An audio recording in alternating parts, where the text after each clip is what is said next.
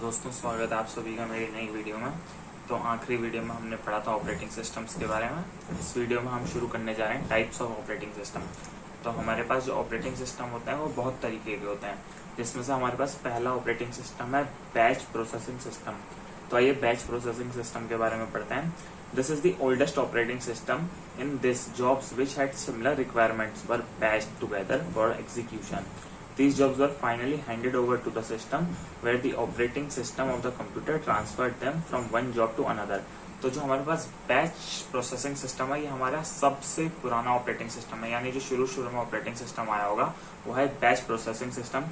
इसमें देखिए हमारे पास क्या होता था, इसमें हमें पहले यूजर्स से सारी की सारी जॉब्स इकट्ठा करनी होती थी। फिर उन जॉब्स को हम जो है असाइन करते थे, किस हिसाब से असाइन किया जाएगा। जैसे मान लीजिए आपकी और मेरी जॉब है कि किसी को प्लस माइनस सब्सट्रैक्ट डिवाइड मतलब किसी के साथ कैलकुलेशन करनी है, तो एक जॉब है। किसी ने अगर दूसरा तो किसी की कमांड अगर है कि उसे प्रोग्राम बनाना है तो उसकी अलग जॉब है। तो पहले यूजर्स से सारी की सारी अलग अलग यूजर से उनका पता किया जाएगा कि उन्हें क्या काम करवाना है। फिर अगर हमारी कैलकुलेशन आपकी और मेरी कैलकुलेशन की है तो कैलकुलेशन वाली को एक बैच में डाला जाएगा। अगर 2-3 लोगों की प्रोग्राम बनाने की जॉब है तो इसको एक अलग बैच में डाला जाएगा और फिर इसे कंप्यूटर में ट्रांसफर किया जाएगा और फिर कंप्यूटर जो है बैच के हिसाब से भी प्रोग्राम को रन करेगा। तो देखिए जैसे कि यहाँ पे डायग्राम में दिखाया गया है, पहले हमने अलग अलग यूजर से अलग अलग जॉब को ले लिया है ऑपरेटर में। ऑपरेटर ने तीनों यूजर से तीनों जॉब ले लिया। अब ऑपरेटर क्या करेगा, अलग अलग जॉब्स को असाइन करेगा कि सारी जो एक जैसी जॉब्स होंगी उन्हें एक तरफ करेगा, जो दूसरे तरीके की जॉब्स हैं उन्हें एक तरफ करेगा और फिर उनके बैच बनाएगा। 2 अलग अलग बैच बना रखे हैं यहाँ पर हमने जॉब्स के। अब इन दोनों बैचेस को कंप्यूटर में फीड किया गया है, तो कंप्यूटर जो है इस हिसाब से इन प्रोग्राम्स को रन करेगा जैसी ये जॉब्स होंगी। तो ये बैच में वर्क करता था हमारा बैच प्रोसेसिंग सिस्टम। इसके पास हमारा दूसरा प्रोसेसिंग सिस्टम है multi programming OS. Multi programming OS, multi का मतलब समझते हैं, मल्टी मतलब बहुत सारी प्रोग्रामिंग ओएस ऑपरेटिंग सिस्टम। तो इसके बारे में पढ़ते हैं। It refers to execution of 2 or more programs by the CPU. In this 2 or more programs resides in the memory.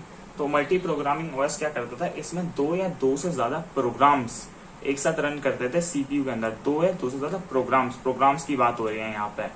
तो this is done by switching the CPU from one program to another. तो programs को switch करने के लिए CPU के अंदर programme switch किए जाते थे कि अगर अभी हम इस प्रोग्राम पे उसका इस प्रोग्राम के अंदर आना तो हमें प्रोग्राम्स को स्विच करना पड़ता था मल्टी प्रोग्रामिंग ऑपरेटिंग सिस्टम्स में। और इसके बाद हमारे पास तीसरे तरीके का ऑपरेटिंग सिस्टम आता है single user single task operating system. तो जैसे कि हमें इसके नाम से ही पता चल रहा है, सिंगल यूजर सिंगल टास्क, यानी एक यूजर एक बारी में एक ही टास्क कर पाएगा। ये ऑपरेटिंग सिस्टम कुछ इस तरीके का है।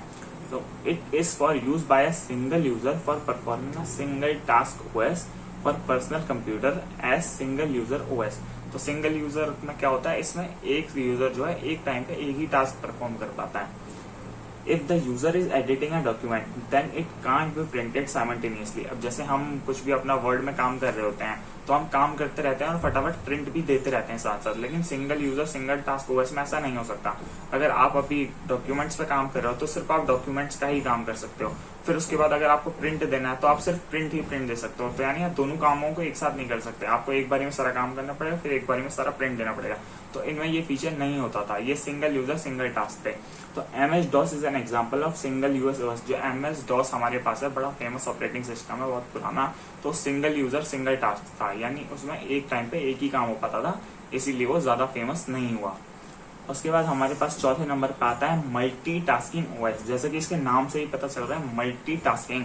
इससे पहले हमने पढ़ा था मल्टी प्रोग्रामिंग, वो करता था एक टाइम पे बहुत सारे प्रोग्राम को रन, और यह मल्टीटास्किंग जो एक टाइम पे बहुत सारे टास्क करता है। जो आज हम जितने भी सारे यूज करते हैं सब मल्टीटास्किंग होते हैं। It allows execution of more than one task और process concurrently. For this the processor time is divided among different task. तो ये क्या करता है, एक टाइम पे बहुत सारे टास्क को परफॉर्म करता है। इसके लिए प्रोसेसर अलग अलग डिवाइड हुआ होता है। मान लीजिए अगर मैं एक टाइम पे 2 काम कर रहा हूँ तो प्रोसेसर क्या है 50% इस काम को करेगा और 50% दूसरे काम को करेगा। अगर मैं एक टाइम पे 4 काम कर रहा हूँ तो प्रोसेसर जो है 25% में 4 कामों में डिवाइड हो जाएगा। जैसी जिस प्रोग्राम की नीड होगी उतना प्रोसेसर अपने आप को टाइम के हिसाब से बांट लेगा। The division of time is called time sharing. तो यहाँ पे जो प्रोसेसर अपने टाइम के हिसाब से बांट रहा है इसे टाइम शेयरिंग भी कहते हैं। तो कभी कभी टाइम शेयरिंग के ऊपर भी 1 नंबर का क्वेश्चन आ जाता है कि टाइम शेयरिंग किसका पार्ट है। तो मल्टीटास्किंग ओएस का पार्ट है टाइम शेयरिंग। अब इसके एग्जाम्पल देखिए, user can listen music, play game.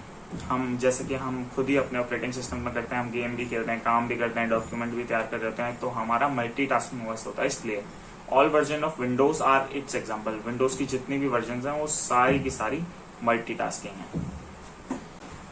उसके बाद देखिए फिफ्थ हमारे पास है network operating system. Network operating system क्या है? It is used in computer network that allows same data and application to access by multiple users at same time.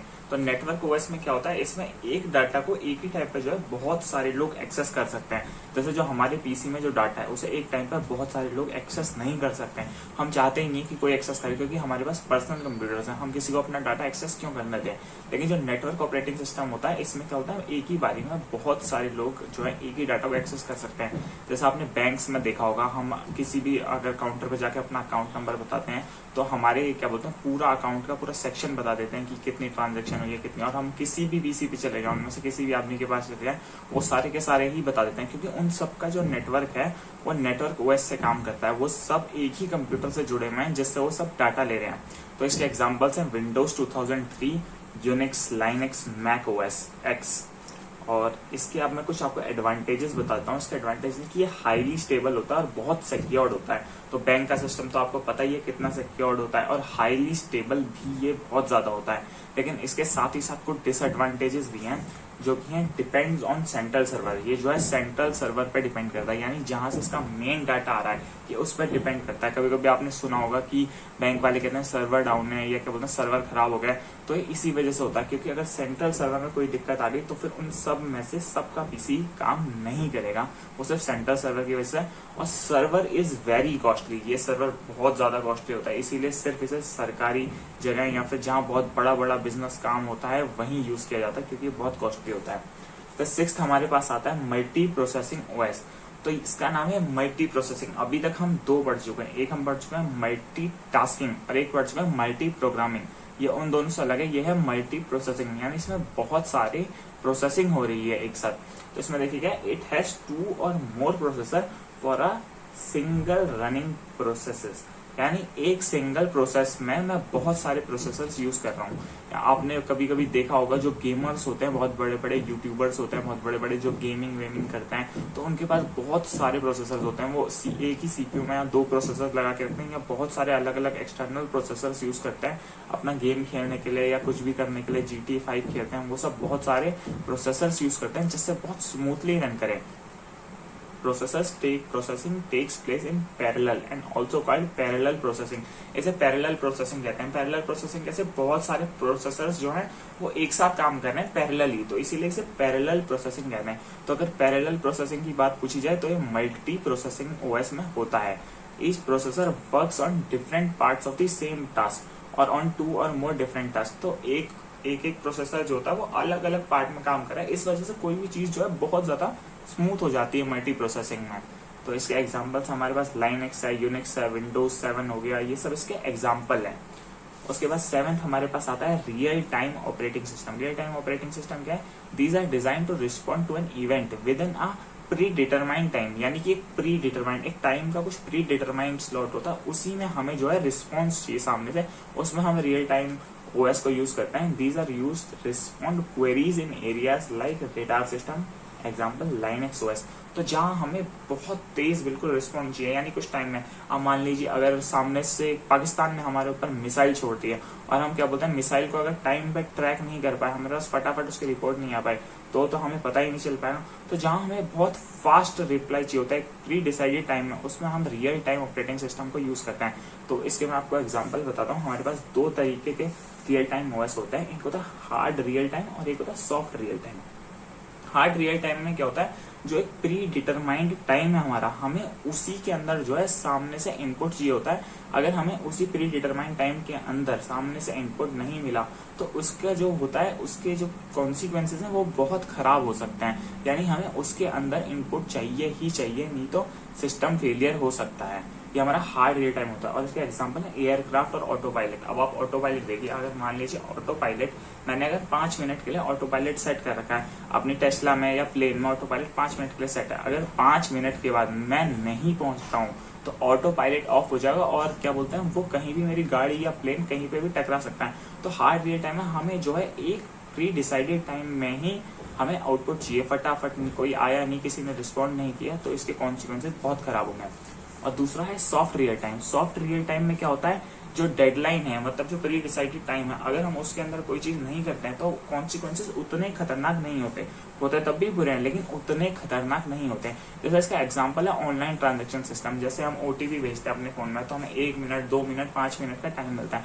अगर हम उसके अंदर ओटीपी नहीं दे पाते हैं, मतलब हम टाइप नहीं कर पाते उसके अंदर ओटीपी, तो कोई बात नहीं, हम उसे रीसेंड कर सकते हैं। 3-4 बार उसे रीसेंड कर लेते हैं, कोई दिक्कत नहीं होती, कोई परमानेंट डैमेज या फेलियर नहीं होता है। तो इसलिए वो सॉफ्ट रियल टाइम और हार्ड रियल टाइम में जो है हमें बिल्कुल एग्जैक्ट उसी टाइम चाहिए ही चाहिए सामने से response.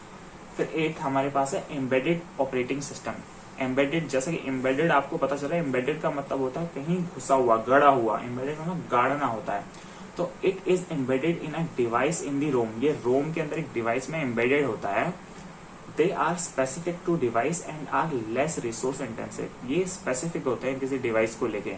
They are used in microwave washing machines.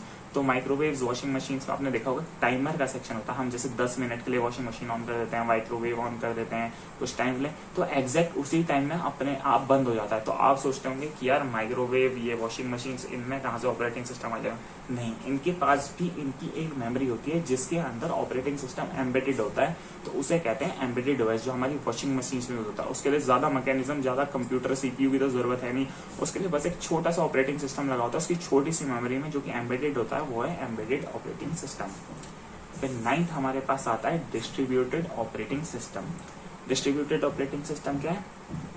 In this whole operating system is not installed on single machine, it is divided into parts and these parts are loaded into different machines. It allows programmer and processors to run on several CPUs at the same time, so it requires complex processor scheduling. मतलब इसमें क्या है, जो हमारा operating system है वो सिर्फ एक ही डिवाइस के अंदर इंस्टॉल नहीं कर रखा है, बल्कि एक डिवाइस के अंदर ना करके हमने अलग अलग पार्ट्स के अंदर उसे इंस्टॉल कर दिया है, जिससे क्या हर पार्ट जो है अपना अलग अलग काम करे, सारे के सारे पार्ट्स जो है अपना अलग अलग काम कर पाए, सेवरल सीपीयू हो जाए इससे और सब अपना काम टाइम पे कर पाए। तो इसका हमारे पास एग्जांपल है क्लाउड कंप्यूटिंग। तो क्लाउड कंप्यूटिंग के बारे में अगर आपने सुना हो तो क्लाउड कंप्यूटिंग बहुत बड़ा सर्वर होता है जिसमें अलग अलग बहुत सारे पीसीज एक साथ कनेक्टेड होता है। तो इन सबको एक साथ काम करना पड़ता है। हम यहाँ पे किसी एक सेंट्रल सीपीयू को सारी पावर नहीं दे सकते हैं, नहीं तो पूरा सिस्टम फेल हो जाएगा। तो क्लाउड कंप्यूटिंग में क्या होता है, अलग अलग सीपीयू के पास पावर होती है, बहुत सारे सीपीयू मतलब पीसीज मिल के काम कर रहे हैं, तब जाके क्लाउड कंप्यूटिंग काम कर पा रहा है। अब कुछ इंपॉर्टेंट फंक्शंस है हमारे पास ओएस के। तो ओएस के कुछ इंपॉर्टेंट फंक्शंस में से है यूजर इंटरफेस। यूजर इंटरफेस तो आप ओएस का काम है, ये आपको इंटरफेस देने में हेल्प करता है। विंडोज का अलग इंटरफेस है, मैक ओएस का अलग इंटरफेस है। लाइनक्स एंड सिक्योरिटी, प्रोटेक्शन और सिक्योरिटी, विंडोज की अलग सिक्योरिटी है, लाइनक्स की जो है अलग सिक्योरिटी है, मैक ओएस की सबसे अच्छी सिक्योरिटी है, उसकी सिक्योरिटी अलग है। उसके बाद आता है डिवाइस मैनेजमेंट। डिवाइस मैनेजमेंट करने का सारे ओएस का अपना अलग अलग तरीका होता है। फाइल मैनेजमेंट का तरीका सारे ओएस का अपना अलग अलग है। मेमोरी मैनेजमेंट का तरीका सारे का सारे ओएस का अलग अलग है, और प्रोसेस मैनेजमेंट का तरीका भी सबका अलग है। तो ये सारे जो है फंक्शंस होते हैं ऑपरेटिंग सिस्टम के, कुछ मेन फंक्शंस। तो इसी के साथ हमारा ऑपरेटिंग सिस्टम के टाइप्स खत्म हो गए हैं।